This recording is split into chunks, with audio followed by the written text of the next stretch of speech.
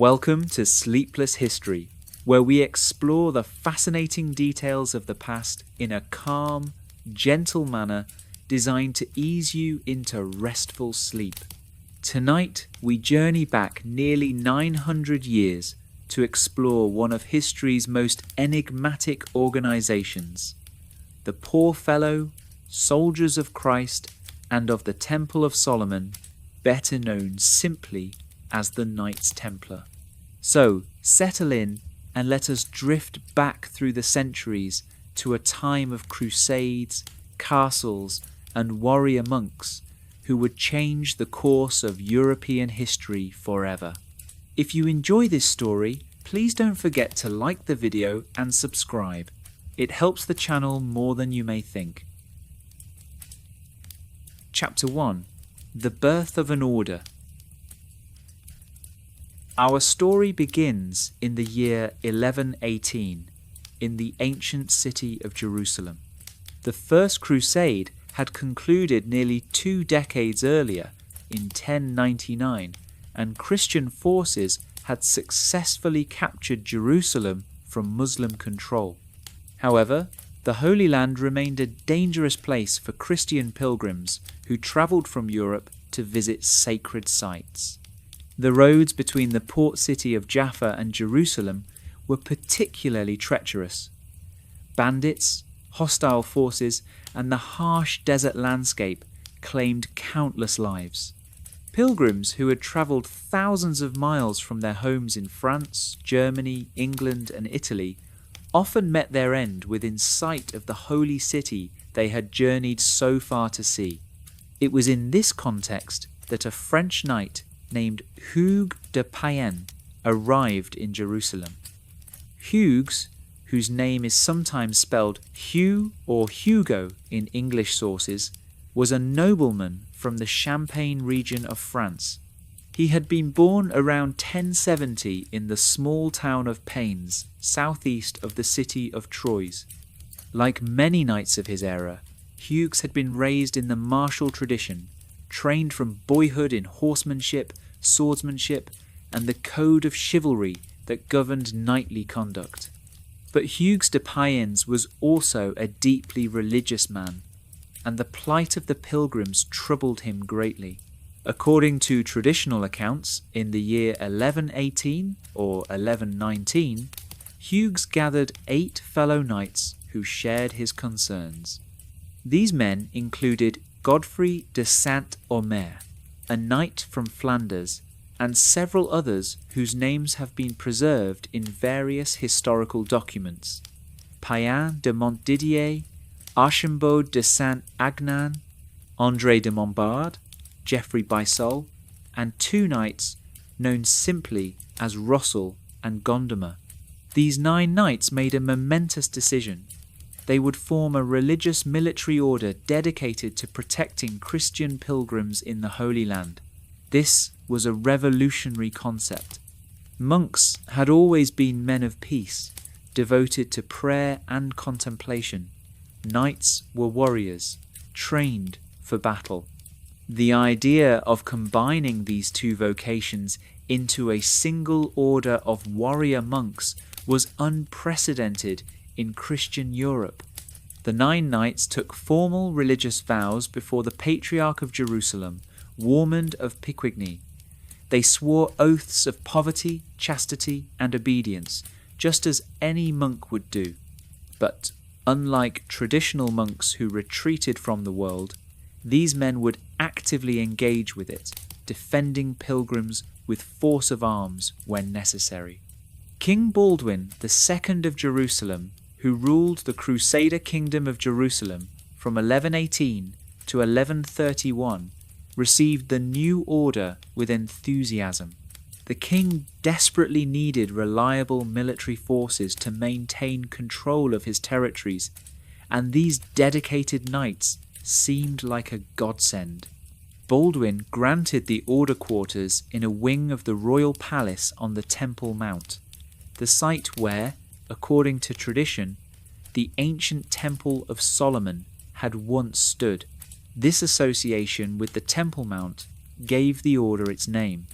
They became known as the Knights of the Temple, or in Latin, the Pauperes Camillitones Christi Templice Salomonici, the poor fellow soldiers of Christ and of the Temple of Solomon.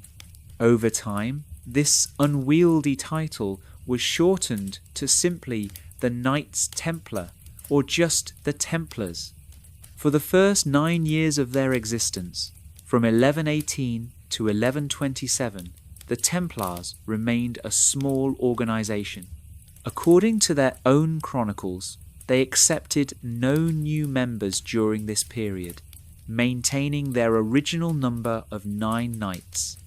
This seems unusual for an organisation dedicated to protecting pilgrims on dangerous roads, and some historians have speculated that during these early years, the Templars may have had additional secret purposes, perhaps related to excavations beneath the Temple Mount or other clandestine activities. However, no conclusive evidence of such activities has ever been found, and it is equally possible that the order simply needed time to establish its identity and mission before expanding. The year 1127 marked a turning point for the Templars.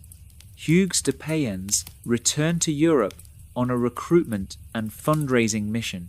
He travelled to France, where he was received by the Pope and by Bernard of Clairvaux, one of the most influential churchmen of the age. Bernard, who would later be canonized as Saint Bernard, became an enthusiastic supporter of the Templars and would prove instrumental in establishing their legitimacy and success.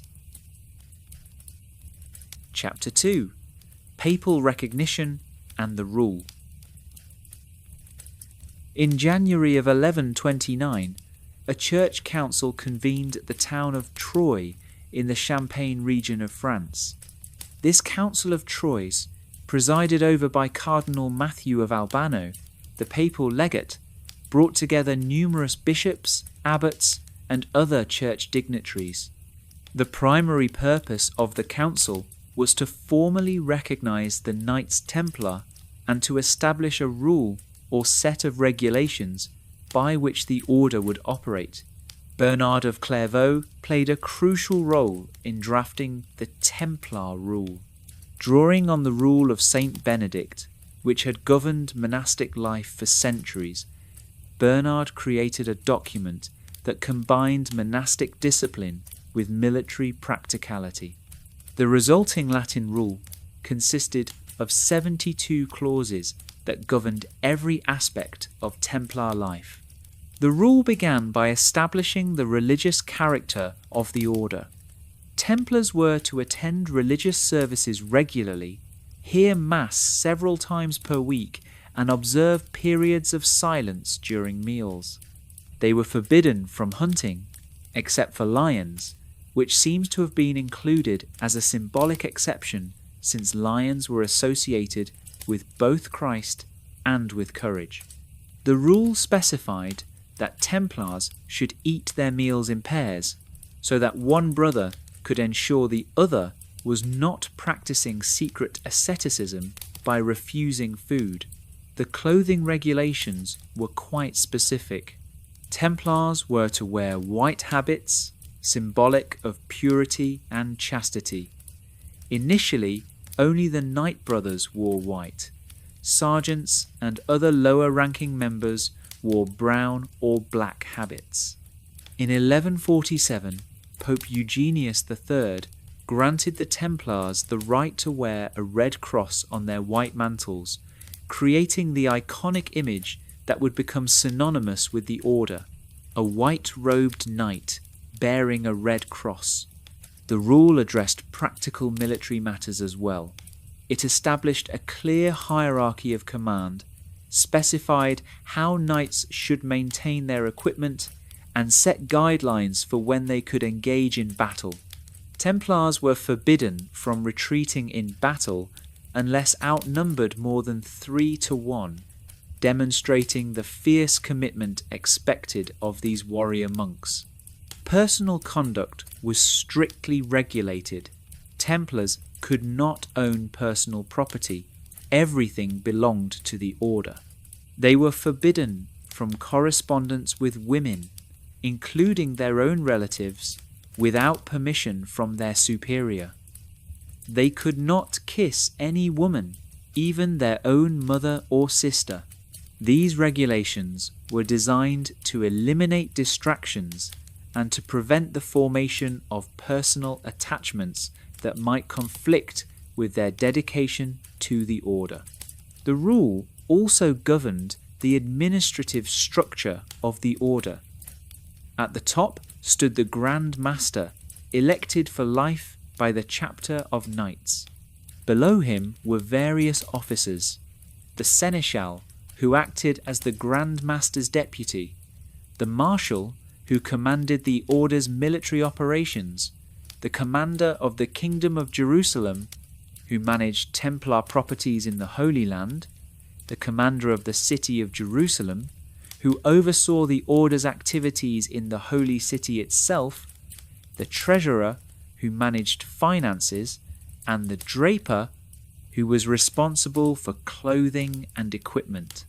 The Council of Troyes granted the Templars formal recognition as a legitimate religious order. This was an enormous achievement.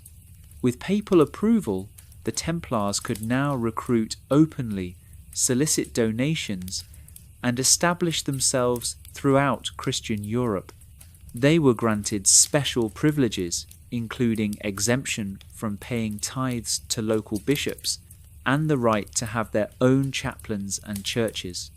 Following the Council of Troyes, Hugues de Payens continued his recruitment tour through France and into England. He established the first Templar house in London and founded several preceptories or regional headquarters throughout England and Scotland. Nobles and common people alike flocked to support the order. Some joined as full knight brothers, while others donated money, land, or equipment. The Templars quickly grew from 9 knights to hundreds, and their wealth and influence expanded accordingly. Bernard of Clairvaux further promoted the order by writing a treatise titled In Praise of the New Knighthood, or in Latin, De Laude Novae Militia. In this influential document, Bernard contrasted the worldly, vain, secular knights of Europe who fought for glory and plunder with the humble Templars who fought for God and the protection of pilgrims. Bernard argued that the Templars represented a new and superior form of knighthood where martial skill was placed in service of spiritual goals. This treatise was widely circulated and helped establish the Templars as a respected and admired institution throughout Christian Europe. Chapter 3: Organisation and Structure. As the Knights Templar grew from a small band of 9 knights into an international organisation, they developed a sophisticated administrative structure that allowed them to manage properties and operations across thousands of miles. The order was divided into several ranks, each with specific duties and privileges. At the highest level were the Knight Brothers, or Fratres Milites. These were men of noble birth who had been trained as knights before joining the order. Only Knight Brothers could wear the famous white mantle with the red cross. They formed the heavy cavalry that was the backbone of Templar military power. Below the knights were the sergeants, or fratres servientes. These were men of common birth who served as light cavalry, infantry, or in support roles. Sergeants wore black or brown mantles with a red cross. They fought alongside the knights in battle and performed various administrative and logistical duties. Some sergeants specialized in particular roles, such as blacksmiths, farriers, or bakers. The order also included chaplain brothers. or fratres capellani. These were ordained priests who provided spiritual services to the Templars and to pilgrims under their protection. Chaplains said Mass, heard confessions, and performed other sacraments. They wore white or black mantles without the red cross to distinguish them from the fighting men. In addition to these full members, the Templars employed a large number of non-members in various capacities. Turcopoles were light cavalry recruited from the native populations of the Holy Land, often Christian Arabs or converted Muslims who knew the local terrain and fighting styles. The order also employed squires, servants, craftsmen and labourers who were not members of the order but worked for it. The basic administrative unit of the order was the commandery, also called a preceptory or house. A commandery was a self-sufficient estate that might include a fortified manor house or castle, a chapel, agricultural lands, workshops, and stables. Commanderies served multiple purposes. They generated income through agriculture and rents. They served as recruiting stations. They provided rest and provisions for Templars travelling to and from the Holy Land, and they stored equipment and supplies. Commanderies were organised into provinces, each headed by a provincial master or commander. The major provinces included Jerusalem, Tripoli, Antioch, France, England, Aragon, Portugal, and other European kingdoms. Each province was largely autonomous in managing its local affairs, but all answered ultimately to the Grand Master. The Grand Master was the supreme leader of the order, elected for life by the General Chapter, an assembly of high-ranking Templars. The Grand Master had extensive powers, but was expected to consult with his officers on important decisions. He resided primarily in the Holy Land, first in Jerusalem and later, after the fall of Jerusalem, in Acre. The Grand Master was assisted by several high officers who formed a kind of executive council. The Seneschal served as second in command and could act in the Grand Master's absence. The Marshal commanded all military operations and had authority over weapons, horses, and military equipment.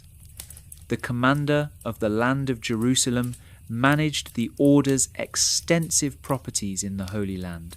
The draper was responsible for the clothing and bedding of all members. The Turcopolier commanded the native light cavalry. The under-marshal assisted the marshal.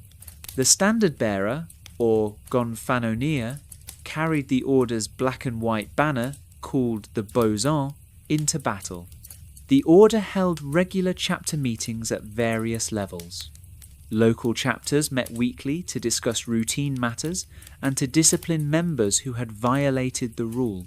Provincial chapters met less frequently to address larger issues. The General Chapter, which included the Grand Master and the highest officers from all provinces, met when major decisions needed to be made, such as electing a new Grand Master or determining policy for the entire order. Justice within the order was handled internally. Templars accused of breaking the rule were tried by their brother knights.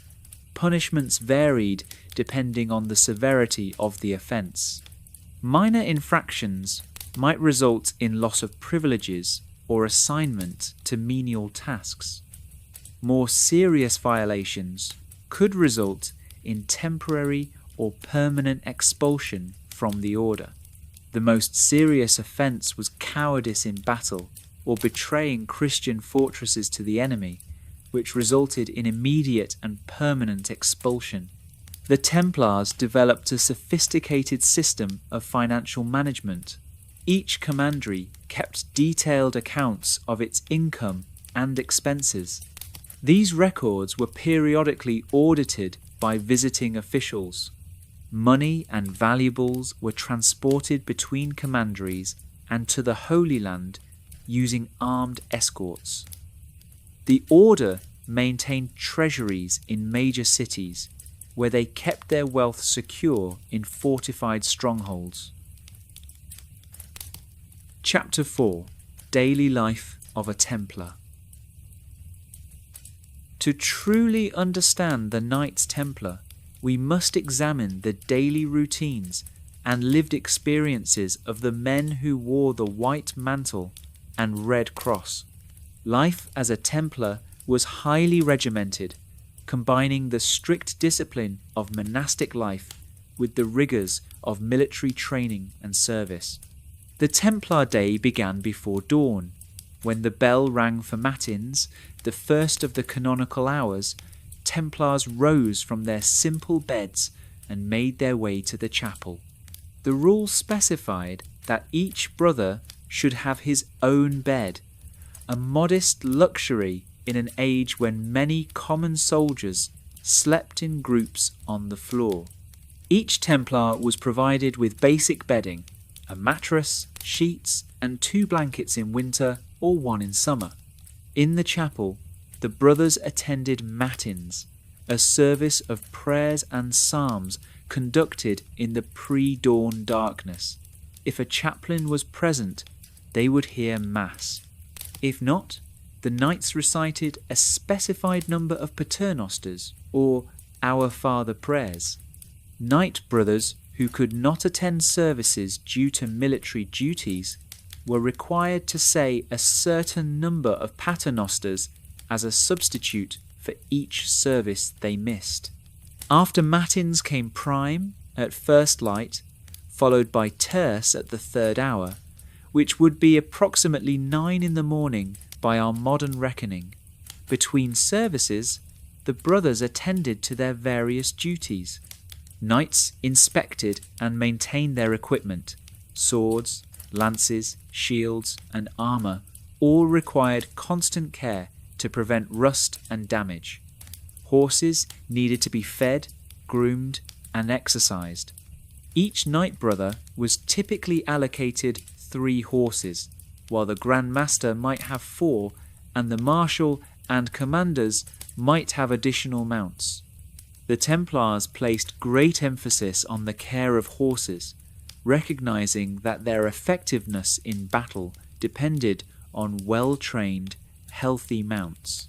The rule specified that horses should be properly fed and watered, and that mistreatment of horses was a serious offence. The order employed specialised brothers and servants as farriers and grooms who devoted their time entirely to horse care. The midday meal was eaten after the service of sext, around noon. Templars ate in a communal hall, seated at long tables.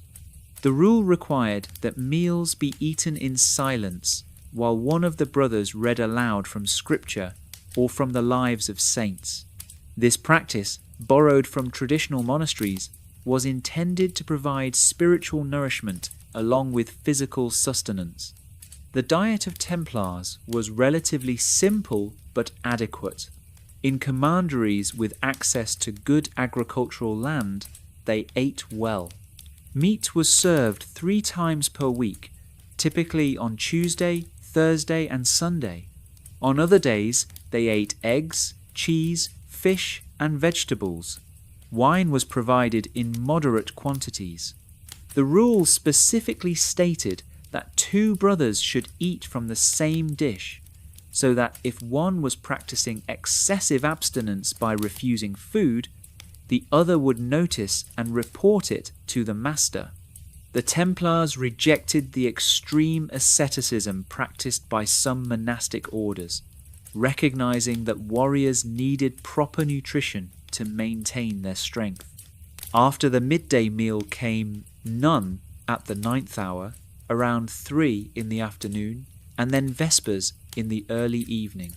The evening meal was lighter than the midday meal, often consisting of bread, cheese, and watered wine. After the final service of Compline, the Templars retired to their dormitory for the night. The rule required that a candle burn in the dormitory throughout the night, so that brothers could rise for matins without stumbling in darkness. Military training occupied much of a Templar's time when he was not in chapel or performing other duties. Knights practiced swordsmanship, lancework, and horsemanship. They trained in formation riding, learning to charge as a coordinated unit rather than as individual warriors. This discipline gave the Templars a significant advantage over less organized forces. They learned to follow complex commands given by trumpet calls, allowing them to maneuver in battle with a precision unusual for medieval cavalry. The rule imposed strict discipline on personal conduct. Templars were forbidden from keeping personal possessions. If a brother received letters or gifts from relatives, these had to be presented to the master, who would decide whether to allow the Templar to keep them. Templars could not leave their commandery without permission, and when they did leave, they were required to travel in groups of at least 2 or 3 brothers, never alone. Social interactions were carefully regulated. Templars were forbidden from unnecessary conversation with women. They could not be godfathers to children, as this would create personal relationships outside the order. They could not hunt, except for lions, though in practice this exception was more symbolic than actual. The rule forbade games and gambling. Templars were expected to be sober, serious men dedicated entirely to their military and religious duties. Despite these strict regulations, the Templars were not joyless ascetics. The rule made allowances for reasonable comforts. Clothing was to be appropriate to the climate and sufficient to keep the brothers comfortable. Old brothers who were too elderly for active military service were to be cared for with respect and provided with easier duties. Brothers who fell ill were to receive medical attention and could eat meat and drink wine for medicinal purposes, even on days when these would normally be forbidden. The rule also addressed the psychological needs of warriors. Templars who had fought bravely in battle were to be praised for their courage. Brothers were encouraged to support one another and to maintain camaraderie. While silence was required during meals and after compline, at other times brothers could speak freely among themselves, though they were cautioned against idle gossip or frivolous conversation. For Templars stationed in the Holy Land, daily life carried additional dangers and responsibilities. They manned the string of castles and fortifications that protected Christian territories. They conducted regular patrols of pilgrimage routes, escorting groups of pilgrims between coastal cities and Jerusalem. They responded to raids by Muslim forces and participated in larger military campaigns when the Kingdom of Jerusalem went to war. The climate of the Holy Land presented challenges that European Templars had to adapt to. The intense heat of summer, the dust, the unfamiliar diseases all took their toll. Many Templars died not in battle, but from illness, dysentery being a particularly common killer. The order maintained hospitals for sick and wounded brothers, staffed by chaplains and servants with medical training. Despite the hardships, many Templars served in the Holy Land for years or even decades. Some rose through the ranks to positions of authority.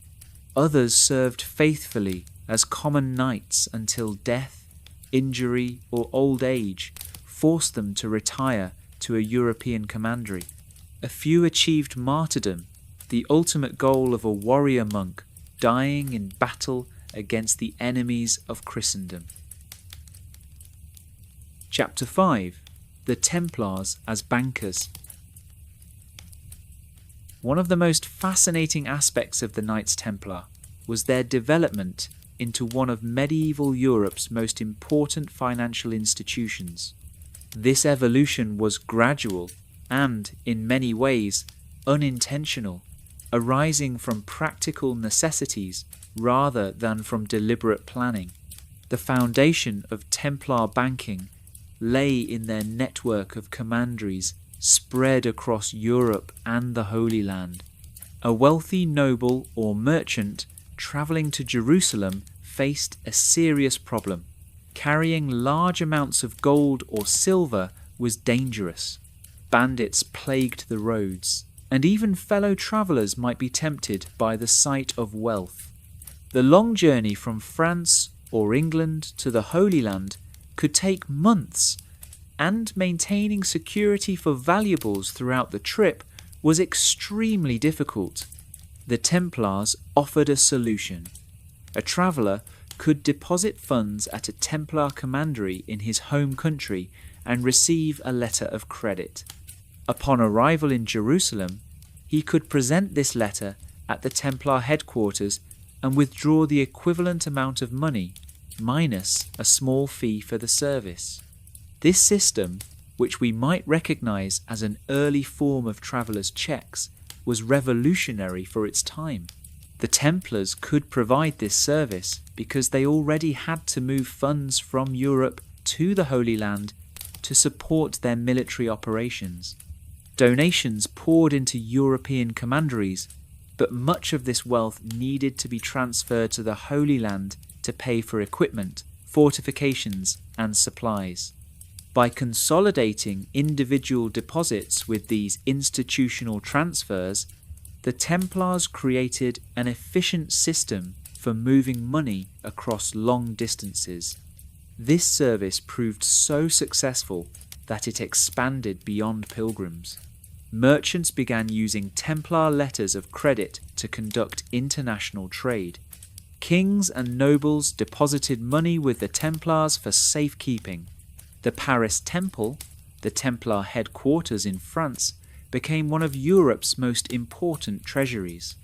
The kings of France themselves stored their wealth there and used the Templars to manage royal finances. The Templars' reputation for honesty and reliability was crucial to their success as bankers. The order's strict religious discipline meant that Templar officials were far less likely to embezzle funds than secular money handlers. The fact that Templars took vows of poverty meant they had no personal motive to steal. The order's extensive property and military power made them secure against robbery. Templar treasuries were housed in fortified strongholds, protected by trained warriors. The order developed sophisticated accounting practices. They maintained detailed records of deposits and withdrawals, creating a paper trail that allowed transactions to be verified and audited.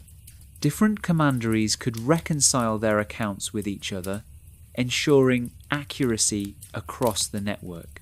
These practices, while primitive by modern standards, represented a significant advance over the informal, often corrupt financial practices common in medieval Europe. The Templars also engaged in what we would recognize as lending, though this required careful navigation of Christian prohibitions against usury. The Church forbade charging interest on loans, considering it a sin. However, the Templars found ways around this restriction. They might purchase property from a borrower at a fixed price, with an agreement to sell it back at a later date for a higher price, the difference representing the interest. Or they might charge fees for services that effectively functioned as interest payments. Kings and nobles frequently borrowed from the Templars to finance military campaigns, construction projects, or simply to maintain their expensive lifestyles. King Louis VII of France borrowed heavily from the Templars to finance the Second Crusade in the 1140s. King Henry III of England deposited the royal jewels with the Templars as security for loans. The Templars financed the construction of numerous cathedrals and castles across Europe. The order's financial activities extended to currency exchange. Medieval Europe had no unified currency. Every kingdom, duchy, and major city minted its own coins. The value of these coins varied based on their gold or silver content and on the reputation of the issuing authority. The Templars, operating across multiple jurisdictions, became experts in assessing currency values and facilitating exchanges between different coinages. They also dealt in commodities and property. Templar commanderies owned vast agricultural estates that produced grain, wine, wool, and other goods. They bought and sold these commodities on international markets, developing expertise in trade practices. They purchased properties, improved them, and sold them at profit. They negotiated complex deals involving land exchanges, rental agreements, and property rights.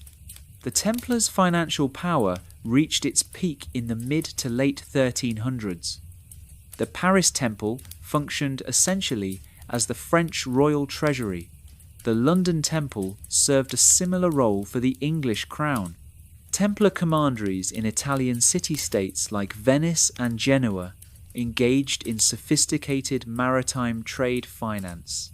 The order had become, in effect, an international banking corporation with military and religious characteristics. However, this financial success also made the Templars vulnerable. Their wealth excited envy and greed. Monarchs who owed them money resented their debt.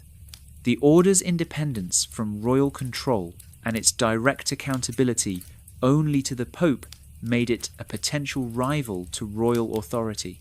These factors would eventually contribute to the order's dramatic downfall, but that moment was still decades away in the mid-1300s, when Templar financial power was at its height.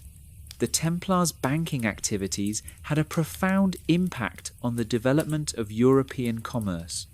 They demonstrated that honest, reliable financial institutions could facilitate economic growth.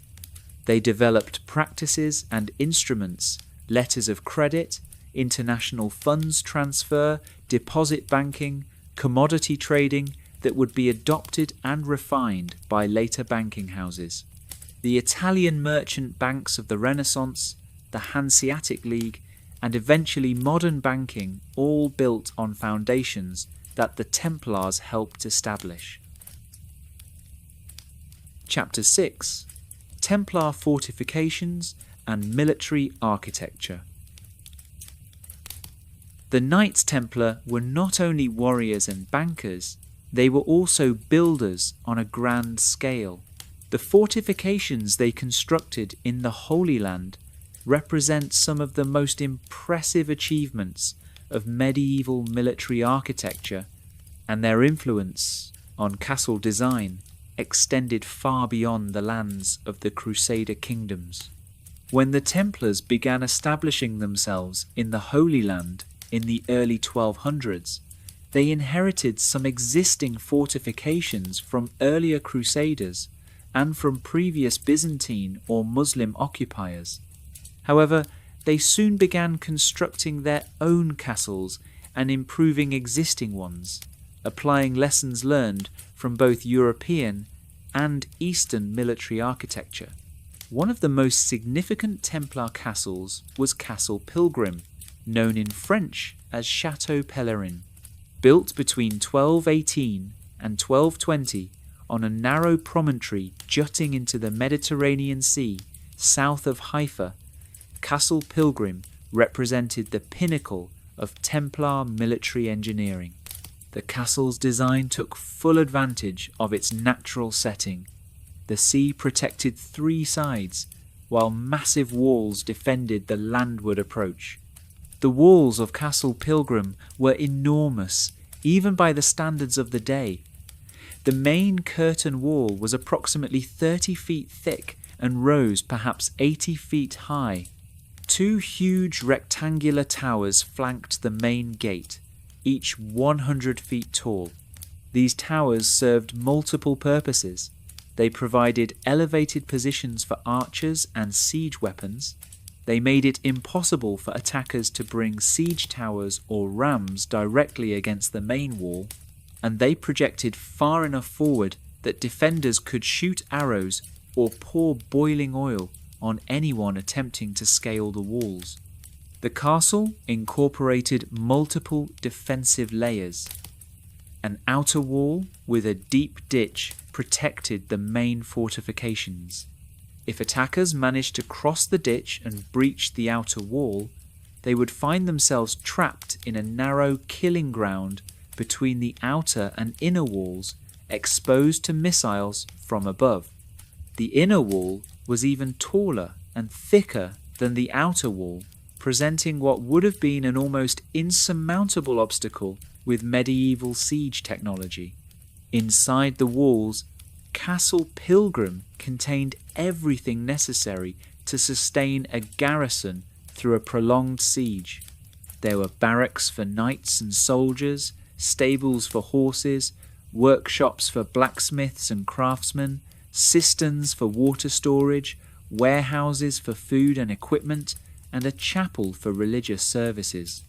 The castle could house a garrison of 4,000 men and withstand a siege lasting many months. Another remarkable Templar fortress was Safed, located in the hills of Galilee. The Templars rebuilt this castle in 1240 after its destruction by Muslim forces.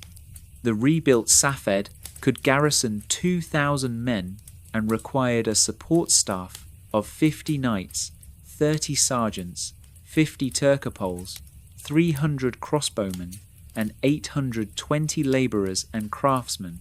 These numbers give us some sense of the scale of resources the Templars could mobilise. Safed's defences included innovations in siege warfare. The walls incorporated machicolations stone projections from which defenders could drop rocks or pour boiling liquids directly downward onto attackers. The gates used complex systems of multiple doors and murder holes, small openings in the ceiling through which defenders could shoot at or pour substances on anyone who breached the outer door.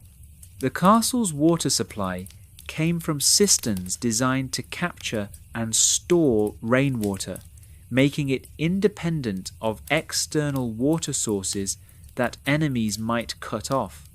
The Templars also held La Fève, Bagras, Tortosa, and numerous other fortifications throughout the Crusader states.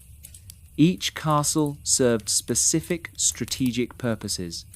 Some controlled mountain passes, making invasion routes difficult for enemies.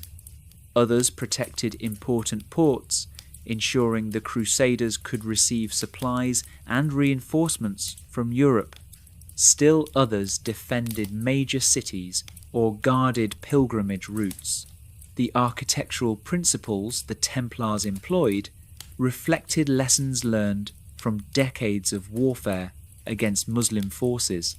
Byzantine military engineering, which the Crusaders encountered in the eastern Mediterranean, had influenced castle design with concepts like multiple defensive walls and sophisticated gate systems.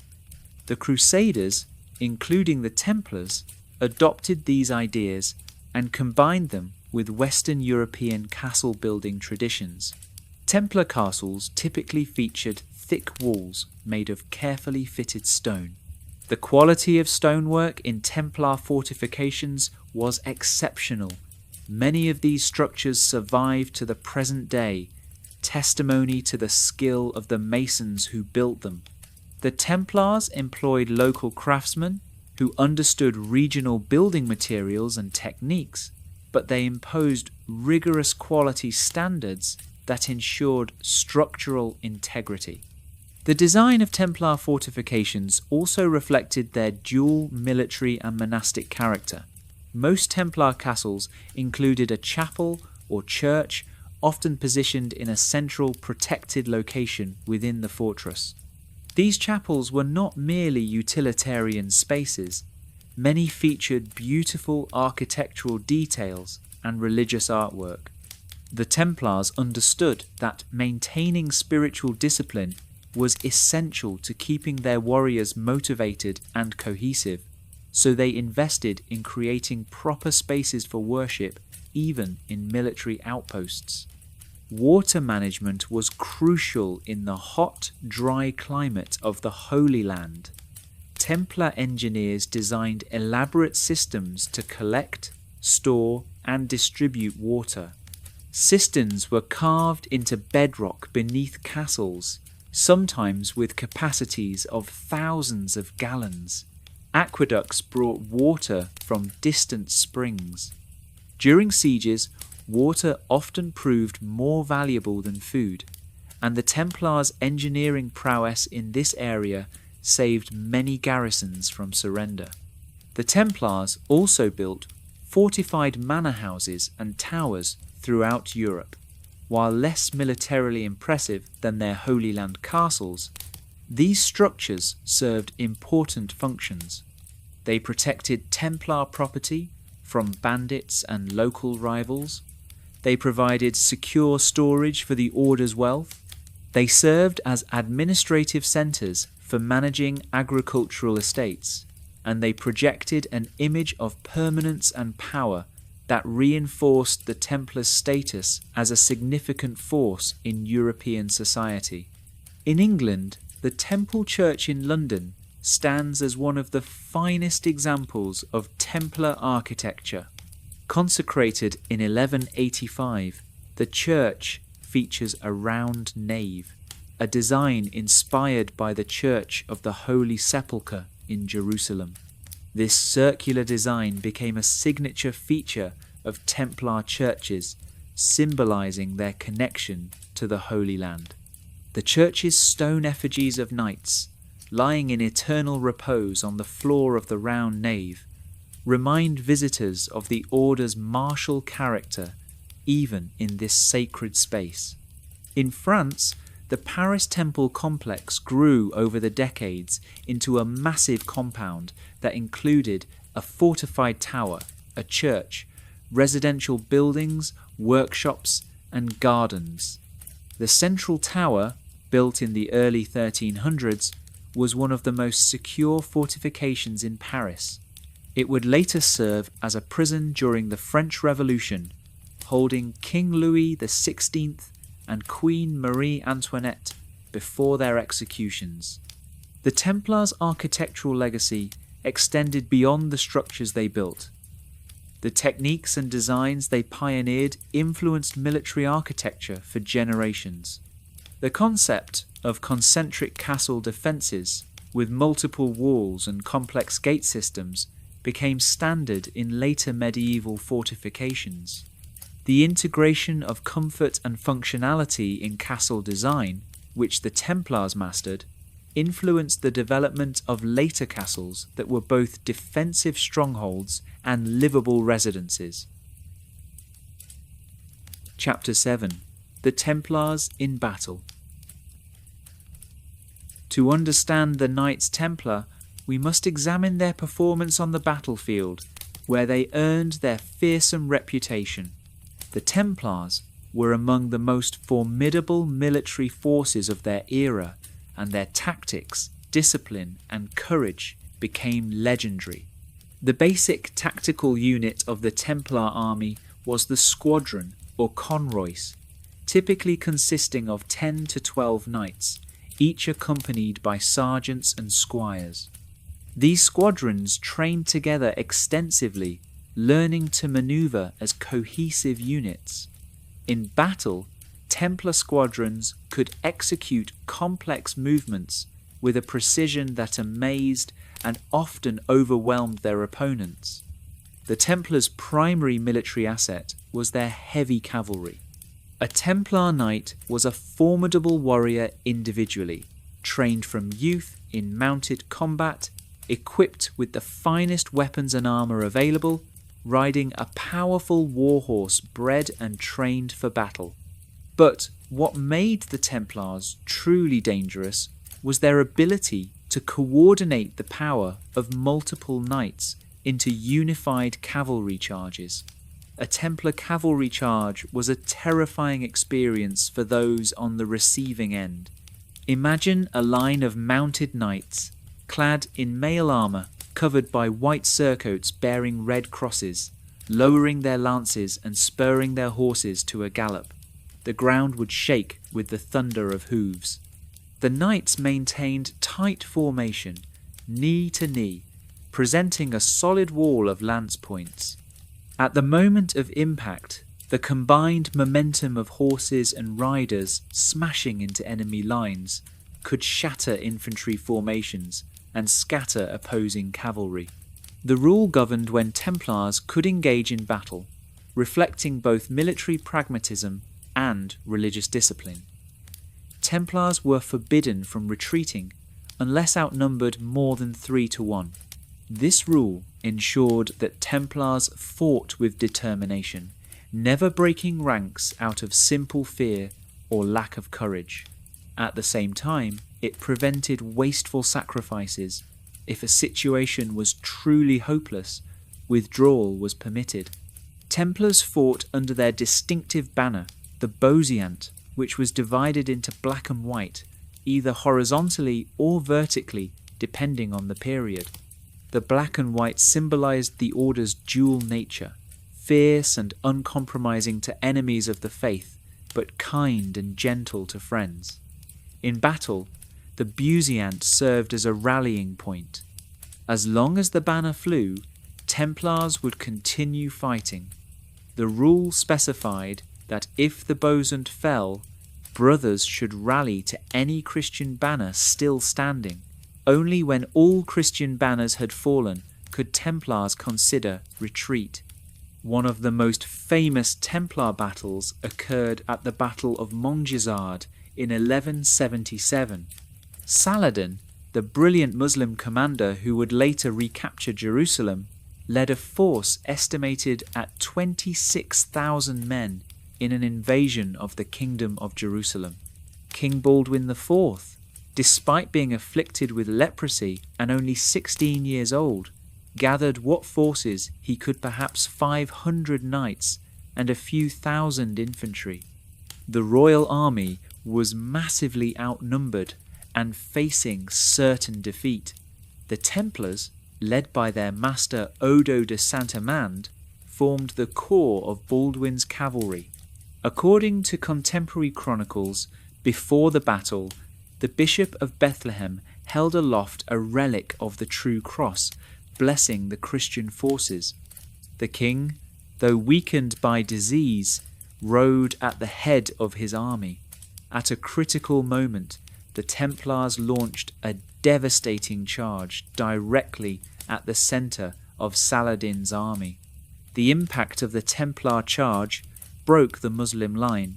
The Templars cut through the enemy like a lance through cloth, their tight formation and disciplined horsemanship proving superior to the more scattered Muslim cavalry. Saladin's army, caught off guard by the ferocity of the assault, began to fall back. The retreat turned into a rout.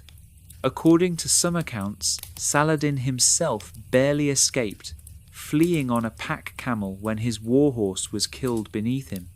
The Muslim army suffered catastrophic casualties, with estimates suggesting that 90% of Saladin's force was killed or captured. Montgisard demonstrated the Templars at their best.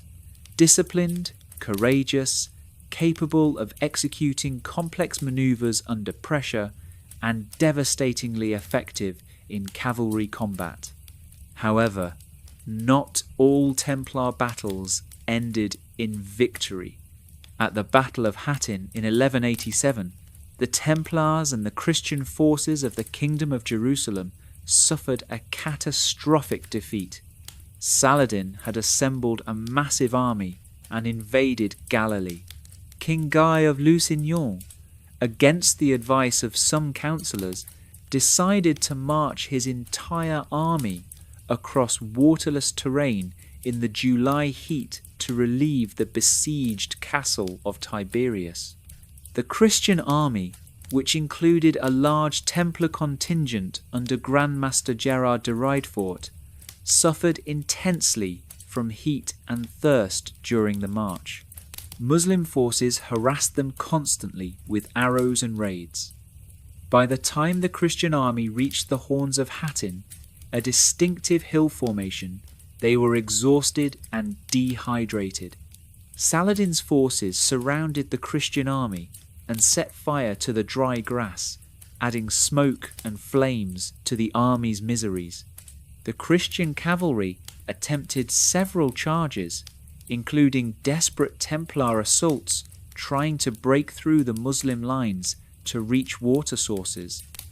But the horses were too weakened, the knights too exhausted. The charges failed. The battle became a slaughter. Most of the Christian army was killed or captured. King Guy was taken prisoner. The relic of the True Cross, which the Christians had carried into battle, was lost to Saladin's forces. Of the approximately 230 Templar and Hospitaller knights who fought at Hattin, Saladin ordered the execution of over 200. He spared only the Grand Masters of the two orders and a handful of others. Saladin's reasoning was brutal but strategic. He knew these warrior monks would never accept ransom and would return to fight against him if released, so he eliminated them instead. The loss at Hattin was catastrophic for the Crusader states. Within months, Saladin had recaptured Jerusalem and most of the Crusader territories. The Templars lost many of their strongholds, though they managed to hold on to a few key fortresses like Tortosa and Castle Pilgrim. The Templars participated in the Third Crusade, which followed the disaster at Hattin. Led by Kings Richard I of England, Philip II of France, and Frederick I of Germany, the Third Crusade managed to recapture some coastal cities but failed to retake Jerusalem. The Templars fought at the Battle of Arsuf in 1191, where Richard's forces defeated Saladin. In this battle, the Templars formed the rear guard of the Christian army as it marched along the coast. When Saladin's cavalry attacked the rear, the Templars held firm, absorbing repeated charges while maintaining their formation. At a critical moment, when Richard ordered a general counterattack, the Templars wheeled around and charged, contributing to the Christian victory. Beyond these set-piece battles, the Templars engaged in countless smaller actions, raids, skirmishes, ambushes, and siege operations. They patrolled the roads of the Holy Land, protecting pilgrims from bandits. They manned castle walls during sieges, sometimes holding out for months against overwhelming odds. They conducted reconnaissance missions, using their knowledge of local terrain to gather intelligence on enemy movements. The Templars also fought in battles far from the Holy Land. In Spain, they participated in the Reconquista, the centuries-long Christian effort to reclaim the Iberian Peninsula from Muslim rule. Templar knights fought at the Battle of Las Navas de Tolosa in 1212, a decisive Christian victory that marked a turning point in the Reconquista. In Eastern Europe, Templars participated in campaigns against pagan tribes in the Baltic region, though their involvement there was less extensive than that of the Teutonic Knights, another military order. The Templars' military effectiveness stemmed from several factors. Their intensive training created skilled individual warriors. Their discipline allowed them to execute coordinated tactics. Their strict rule prevented the kind of indiscipline and desertion that plagued other medieval armies. Their religious conviction gave them courage and willingness to accept death. Their wealth ensured they had the best equipment available, and their international organization allowed them to draw on resources and reinforcements from across Europe. However, the Templars were not invincible. They suffered defeats when facing superior numbers, better tactics, or simple bad fortune. Their adherence to their rule could sometimes create problems. Their refusal to retreat, even when tactically prudent, led to unnecessary casualties. Their confidence in their military prowess occasionally led to overconfidence and poor strategic decisions, as at Hattin. Nevertheless, for nearly 2 centuries, the Templars were considered among the finest warriors in Christendom. Their reputation on the battlefield contributed to their prestige and influence, and their military prowess made them essential to the survival of the Crusader states for as long as those states endured. Chapter 8: Templar Beliefs and Spirituality. Behind the martial prowess and financial acumen of the Knights Templar lay a distinctive spiritual life that combined traditional Christian monasticism with the demands of military service. Understanding Templar beliefs and religious practices provides insight into what motivated these men to take vows of poverty, chastity, and obedience, and to risk death in faraway lands. At the core of Templar spirituality was the concept of sanctified warfare. Traditional Christian teaching held that killing was sinful, a violation of the commandment, "Thou shalt not kill."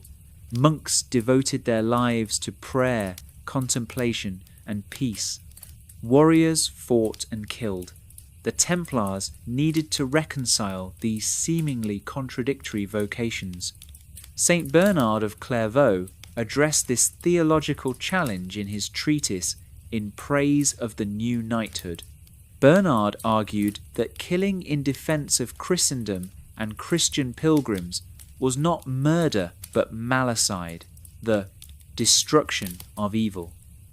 A Templar who killed a Muslim warrior attacking pilgrims was not committing a sin, but performing a righteous act. Bernard further argued that if a Templar died in battle, he achieved martyrdom and went directly to heaven. This theological framework allowed Templars to fight and kill without spiritual qualms. The Templars saw themselves as soldiers of Christ, fighting a cosmic battle against the forces of Satan. In their view, Muslims who controlled the Holy Land and attacked Christian pilgrims were agents of evil, and fighting them was a sacred duty. This worldview was typical of the crusading era, when Christians believed they were engaged in an apocalyptic struggle for the soul of humanity. Prayer and religious observance formed the foundation of daily Templar life. The rule required Templars to attend religious services throughout the day, following the canonical hours observed by traditional monks: matins before dawn, prime at sunrise, terce at mid-morning, sext at midday, non in mid-afternoon, vespers in the evening, and compline before sleep. This cycle of prayer sanctified every part of the day and kept the Templars constantly mindful of their religious obligations. When Templars were on campaign or travelling and could not attend proper services, they were required to recite paternosters as substitutes. A knight who missed matins should say 13 paternosters. For each other service, he should say 9. This ensured that even in the midst of military operations, Templars maintained their spiritual discipline. The Templars had particular devotion to the Virgin Mary, as did many medieval Christians. Churches and chapels built by the Templars were often dedicated to Mary. Prayers to the Virgin were incorporated into daily devotions. This Marian devotion may seem at odds with the Templars' martial character, but medieval Christians saw no contradiction. Mary was seen as the ultimate intercessor, the mother who could plead with her son Christ on behalf of sinners. For warriors who dealt death and faced death regularly, having a powerful advocate before God's throne was deeply comforting. The Templars also venerated the true cross, the relic believed to be from the actual cross on which Christ was crucified. The Kingdom of Jerusalem possessed what was believed to be a large fragment of the true cross, and this relic was carried into battle as a sacred banner. The Templars considered it a great honour to guard the true cross, and its loss at the Battle of Hattin was mourned as a spiritual catastrophe as much as a military one. Templar spirituality included elements of mysticism, though the extent and nature of this mysticism remains somewhat unclear due to limited sources. Some scholars have suggested that Templars engaged in contemplative practices aimed at direct experience of the divine. The order's statutes mention periods of silence and meditation, though whether these were simply practical measures to maintain discipline or reflected deeper mystical practices is debated. The initiation ceremony for new Templars was conducted in secret, and the exact details remain somewhat mysterious. We know that candidates took the 3 monastic vows of poverty, chastity, and obedience. They swore to defend the Holy Land and protect pilgrims. They promised to maintain the rule and to obey their superiors. But beyond these basic elements, the ceremony's specifics were kept confidential, known only to full members of the order. This secrecy would later prove dangerous for the Templars. When their enemies sought to destroy them, the secret initiation ceremony became a focal point for accusations of heresy. Prosecutors alleged that Templars engaged in idol worship, denial of Christ, and obscene rituals during initiations. Whether any truth lay behind these accusations remains one of history's great controversies, which we will explore in detail later. The Templars practiced confession, as all Catholics were required to do. The order had its own chaplains who heard confessions from Templar brothers. This created a confidential space where Templars could admit to violations of the rule, doubts about their faith, or moral struggles. The rule specified that all sins confessed could be absolved except for 2, revealing the secrets of the order to non-members and killing a Christian. The concept of penance was important in Templar spirituality.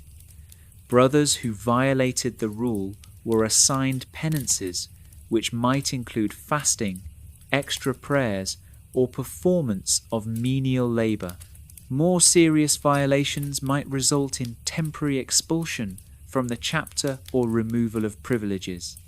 The goal was always restoration, rather than pure punishment, bringing the erring brother back into proper relationship with God and with the order. Templar spirituality also emphasized humility and brotherhood. Despite the order's wealth and power, individual Templars were supposed to remain humble. They owned no personal property. They ate simple food and wore simple clothing, albeit of good quality. They were forbidden from decorating their equipment with gold or silver. When they died, they were to be buried simply, without elaborate monuments or ceremonies beyond what any humble monk might receive. The relationship between Templar brothers was meant to reflect Christian charity and brotherhood. The rule emphasized that brothers should support one another, correct each other's faults gently, and maintain harmony within the community. Quarrels and fights between brothers were serious offences. The ideal was a community bound together by shared faith and mutual love, united in service to God. This spiritual framework sustained the Templars through enormous hardships. Men left comfortable lives in Europe to spend years in the harsh conditions of the Holy Land. They accepted celibacy, giving up the prospect of wife and children. They risked disease, injury, and death. Only deep religious conviction could motivate such sacrifices, and the Templars' spiritual life provided that motivation. Chapter 9. The Fall of Acre and the Loss of the Holy Land. By the late 1300s, the Crusader states in the Holy Land were in decline. The Christian kingdoms that had been established after the First Crusade had lost territory steadily to resurgent Muslim powers. The Templars, whose very reason for existence was the defence of the Holy Land and protection of pilgrims, faced an existential crisis as Christian control over the region crumbled. The Templar headquarters had moved from Jerusalem, which fell to Saladin in 1187, to Acre, a port city on the Mediterranean coast. Acre became the last major Christian stronghold in the Holy Land. The city was heavily fortified and served as the capital of what remained of the Kingdom of Jerusalem. Both the Templars and the Hospitallers, another major military order, maintained large compounds in Acre. In 1289, Sultan Qalawun of the Mamluk Sultanate of Egypt decided to eliminate the Crusader presence in the Holy Land once and for all. The Mamluks were formidable warriors, former slave soldiers who had seized power in Egypt and built a powerful military state. Qalawun assembled a massive army, but he died before the campaign could begin. His son, Al-Ashraf Khalil, continued his father's plan. In April of 1291, the Mamluk army arrived outside Acre. Contemporary estimates of the Muslim forces vary wildly, from 60,000 to over 100,000 men. The exact number is uncertain, but it was clearly a massive host.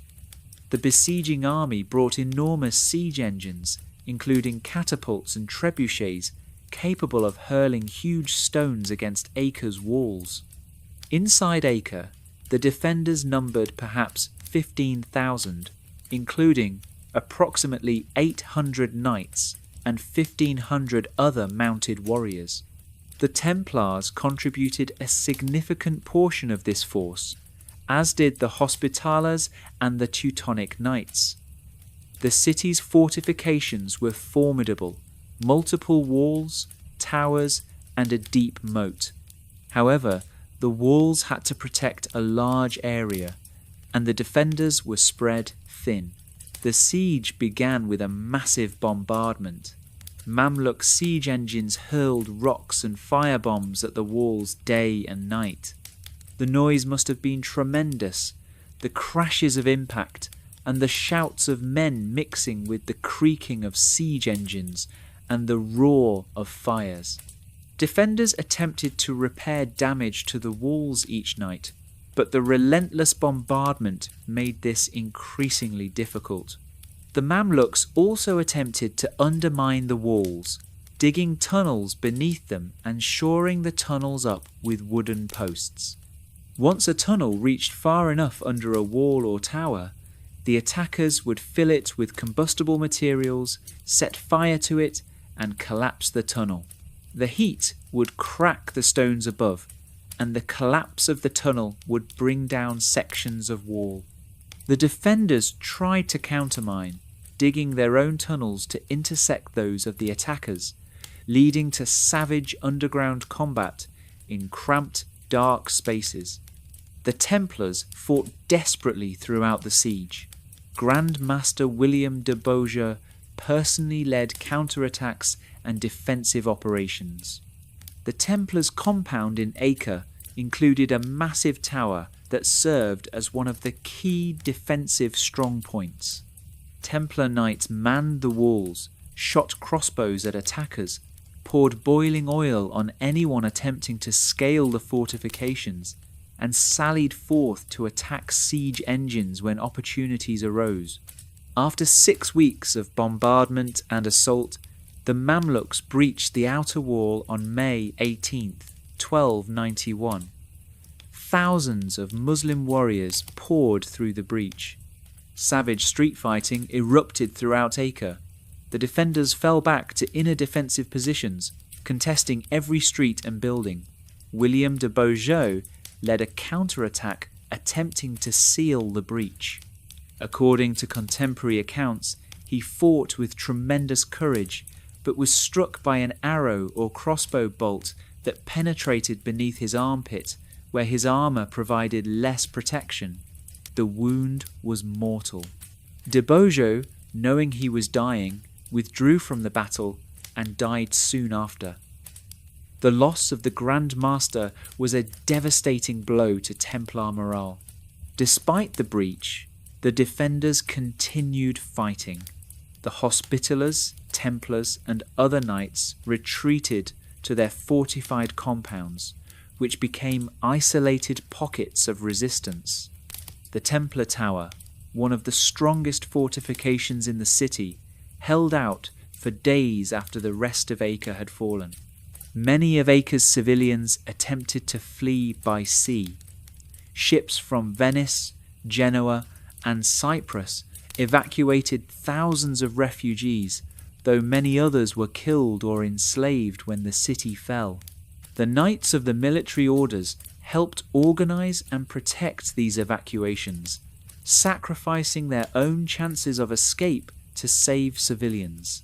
The final stand of the Templars occurred on May 28, 1291.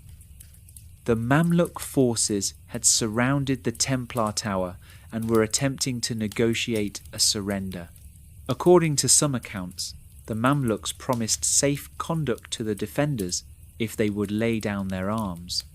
When a group of Templars opened the gates to discuss terms, the Mamluks rushed in and began killing defenders and seizing civilians who had taken refuge in the tower. The Templars, still capable of fighting, responded furiously. They killed the Mamluk soldiers who had entered and barricaded the gates again. For days more, they held the tower against continuous assault.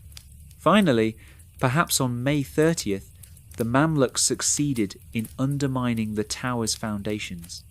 When they collapsed the tunnel, the entire massive structure came crashing down, killing the last Templar defenders and the Mamluk soldiers who had entered to claim victory. The fall of Acre marked the effective end of the Crusader states in the Holy Land. A few minor outposts held out briefly, but all were soon abandoned or captured. For the first time in nearly 200 years, there was no Christian kingdom in the Holy Land. The Templars retreated to Cyprus, which became their new headquarters. But Cyprus was far from the pilgrimage routes the Templars had been founded to protect. The Order's primary mission had become impossible to fulfill. The loss of the Holy Land forced the Templars to contemplate their future. Some argued for launching a new crusade to recapture Jerusalem and restore the Crusader states. Plans were drawn up, alliances discussed, resources gathered, but the political will in Europe for another major crusade had largely evaporated. The previous crusades had cost enormous amounts of money and countless lives with, ultimately, little to show for it. Other Templars suggested refocusing the order's efforts on the Reconquista in Spain, where Christian kingdoms were still fighting Muslim powers. The Templars had always maintained a significant presence in Iberia, and victories there might offer the order a new sense of purpose. A third faction proposed merging the Templars with the Hospitallers and perhaps other military orders to create a single, more powerful organization that could more effectively defend Christian interests. Such a merger would require negotiating complex questions of leadership, property rights, and organizational structure, but some saw it as a logical step. While the Templars debated their future, they remained a wealthy and powerful organization. Their network of European commanderies continued to generate substantial income. Their banking operations remained profitable. They owned properties across Europe and maintained garrisons in several kingdoms, but without a clear mission, the order's reason for existence was in question. This uncertainty made the Templars vulnerable. They had many assets that others coveted, but they no longer had the unassailable moral authority that came from defending the Holy Land. The next few years would prove fatal for the order, as a French king saw an opportunity to destroy the Templars and seize their wealth. Chapter 10. The Arrest and Trial. On Friday, October 13th, 1307, a coordinated operation unfolded across France. At dawn, royal officials simultaneously arrested Templars at every commandery and preceptory in the kingdom. The operation had been planned in absolute secrecy by King Philip IV of France, known as Philip the Fair, and his councillors. The arrests shocked Europe. Within hours, hundreds of Templars were in custody, including Grand Master Jacques de Molay. Philip's motives for attacking the Templars were complex. He was deeply in debt to the order, having borrowed extensively to finance wars and maintain his extravagant court. The Templars' wealth excited his greed, but Philip also had political and ideological motivations. The Templars answered only to the Pope, not to royal authority, making them independent power within Philip's kingdom. Philip had already clashed with Pope Boniface VIII over the question of papal versus royal authority, and the French king resented any institution that operated outside his control. The charges against the Templars were shocking and lurid, denying Christ, spitting on the crucifix, worshipping a mysterious idol called Baphomet, engaging in obscene rituals during secret initiation ceremonies, and practicing sodomy. These accusations combined heresy with sexual deviance, creating a scandal designed to horrify medieval Christian society. Historians have debated the truth of these charges for 7 centuries.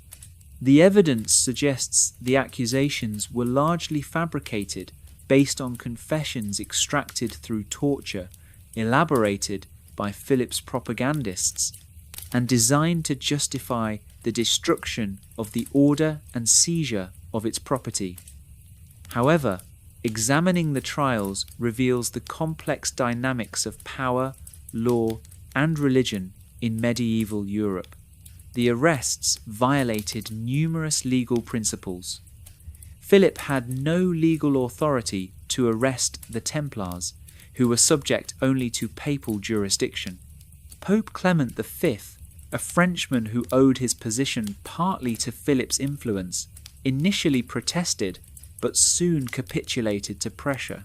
The methods used to obtain confessions also violated legal norms.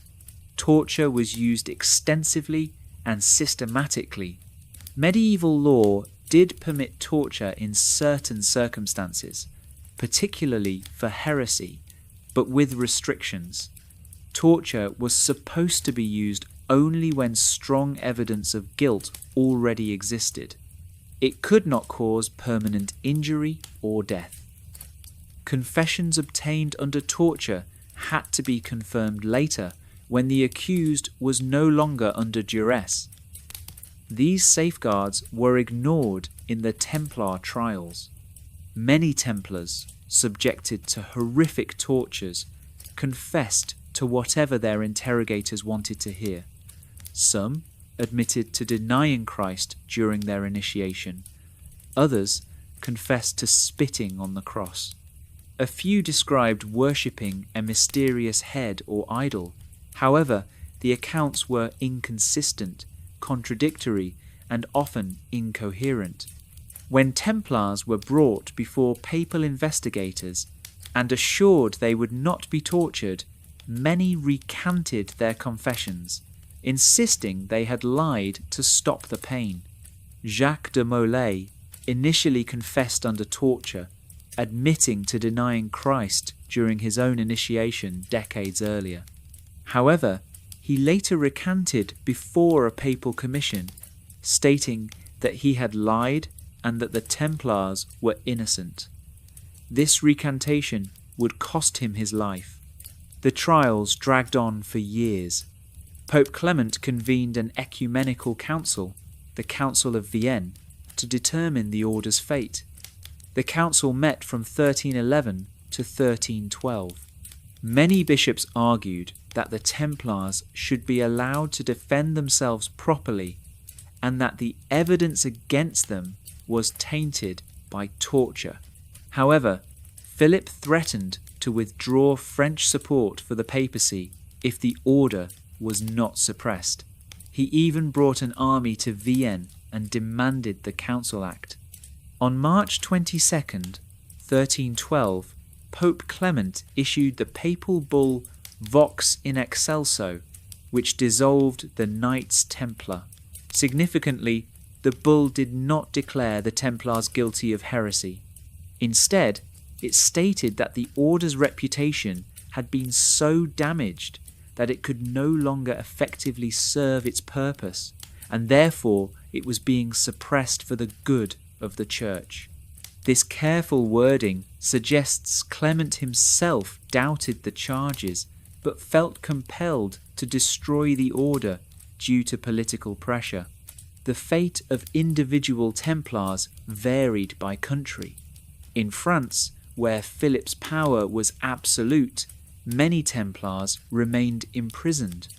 In May of 1310, 54 Templars who had recanted their confessions were burned at the stake in Paris for relapsing into heresy. The logic was perverse. Confessing under torture made them penitent heretics who could be reconciled to the Church, but recanting those forced confessions made them relapsed heretics who deserved death. The final chapter of the Templar tragedy unfolded on March 18th, 1314. Jacques de Molay, who had been Grand Master for more than 20 years, and Geoffroy de Charnay, the preceptor of Normandy, were brought before a commission in Paris to hear their final sentence.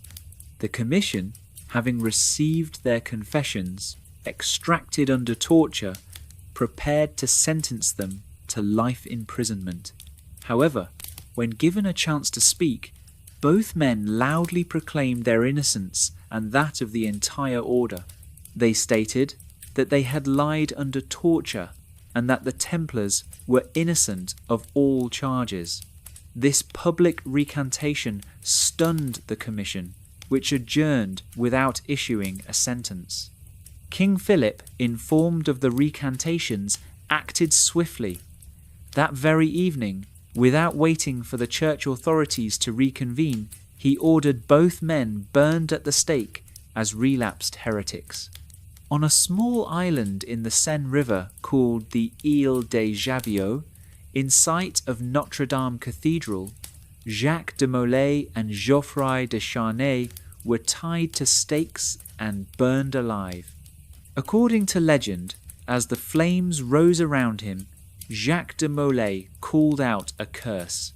He supposedly summoned both Pope Clement and King Philip to appear before God's judgment within a year.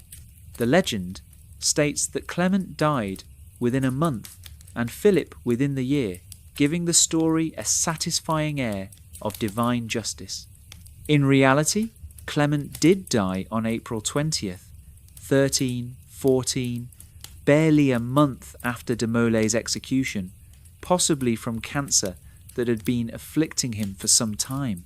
Philip died on November 29th, 1314, perhaps from a stroke suffered during a hunting accident. Whether these deaths were coincidental or had some connection to the stress of the Templar affair remains unknown. Outside France, the treatment of Templars was generally less harsh.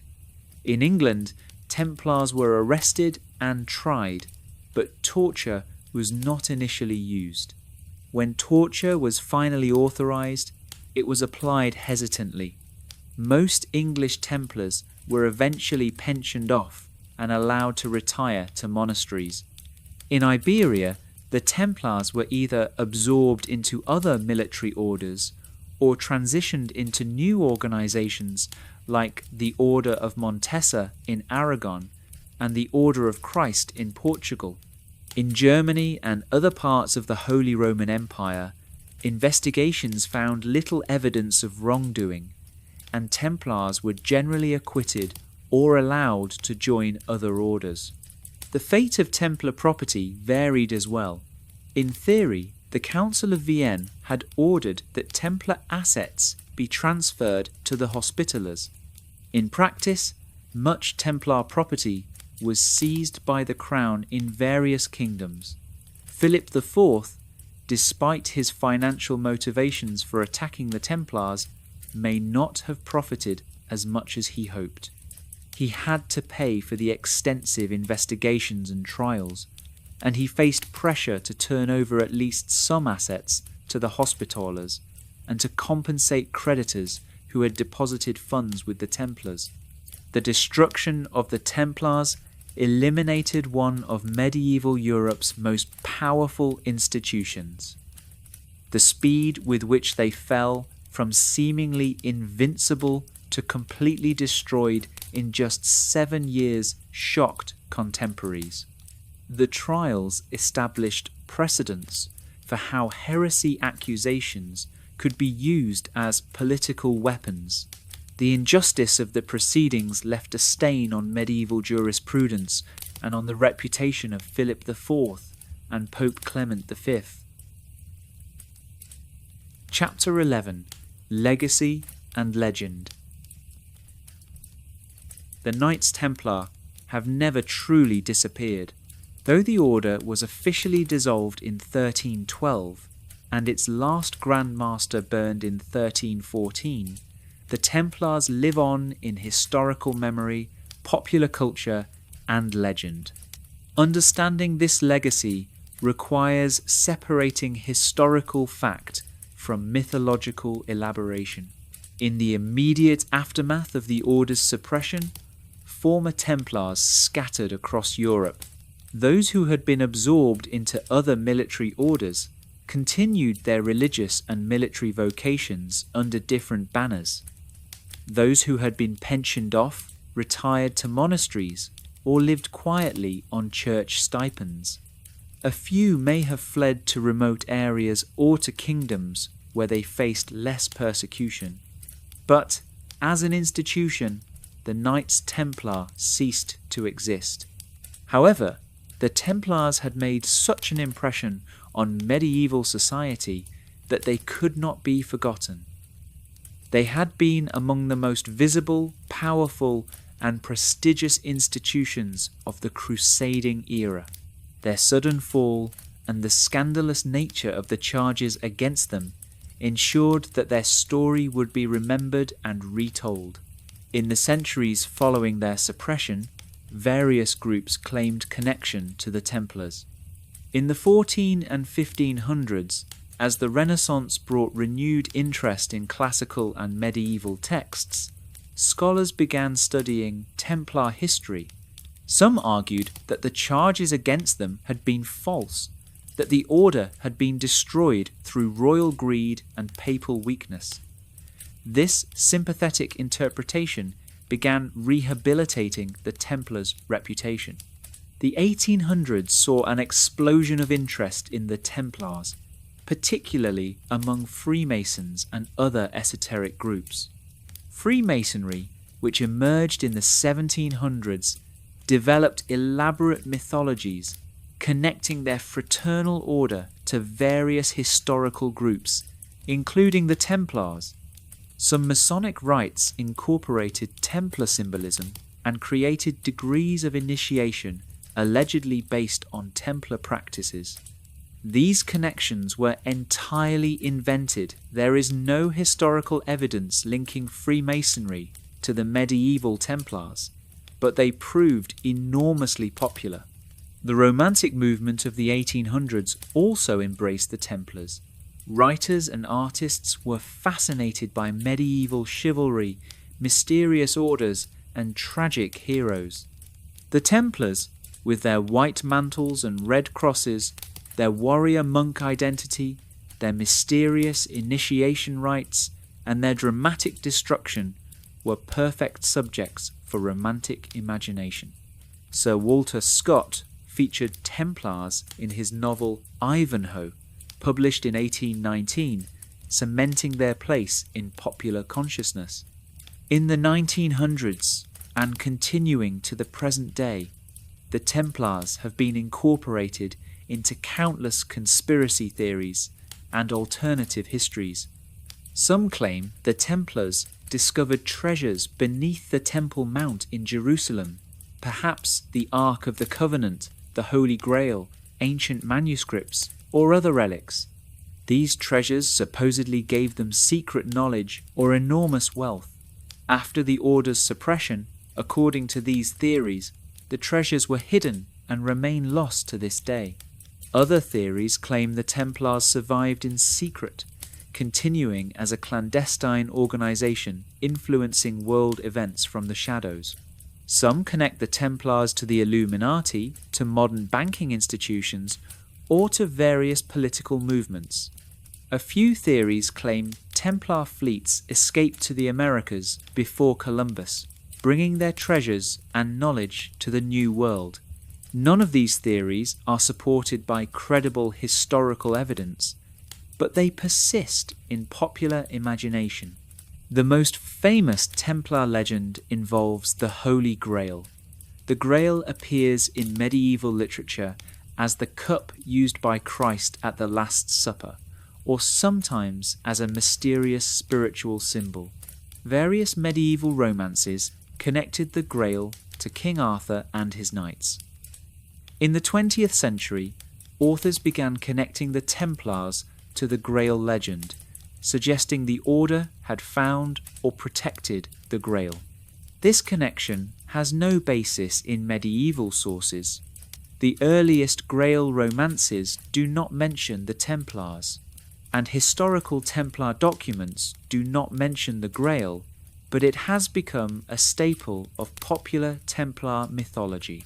The historical reality of the Templars' actual legacy is more subtle but no less significant. The Templars contributed to the development of international banking and financial instruments. Their letters of credit and funds transfer systems anticipated later developments in banking. The Italian merchant banks that dominated European finance in the 14 and 1500s built on practices the Templars had pioneered. The Templars' military architecture influenced castle design for generations. The concentric castle, with multiple defensive walls and sophisticated gate systems, became standard in late medieval fortifications, partly because of Templar innovations.